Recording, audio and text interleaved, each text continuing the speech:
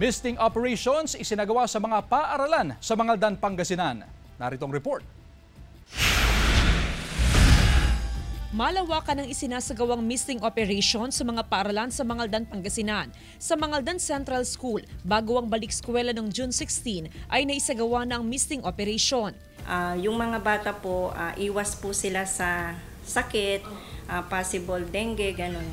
Kaya mahalaga po na ipa-misting po muna natin yung surroundings.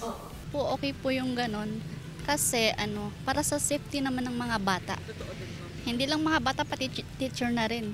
Isinasagawa ng Department of Health katuwang ang RHU at MHO sa bawat bayan ng misting operation bilang preventive measure sa isang eskwelahan. Misting operation ang inirekomendang gawin kung wala namang naitalang kaso ng dengue sa isang lugar gaya sa eskwelahan. Ini-sprayan po yung mga wall ng isang uri ng chemical po na hindi po nakakasama sa kalusugan ng mga estudyante.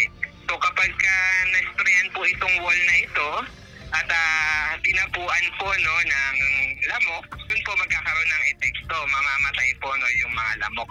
Pero kung meron na raw clustering ng suspected dengue case sa isang lugar, ay fogging operation naman ang dapat gawin. Panawagan ng health authority sa publiko na maging alerto. Sakaling makaranas ng sintomas ng dengue, ay agad magpakonsulta sa ospital. Pinakamahalaga ay panatilihing malinis ang loob at labas ng bahay para hindi ito pamugaran ng lamok. Kasama si Henry Dominsil, Jasmine Gabriel Galban, One North Central Luzon.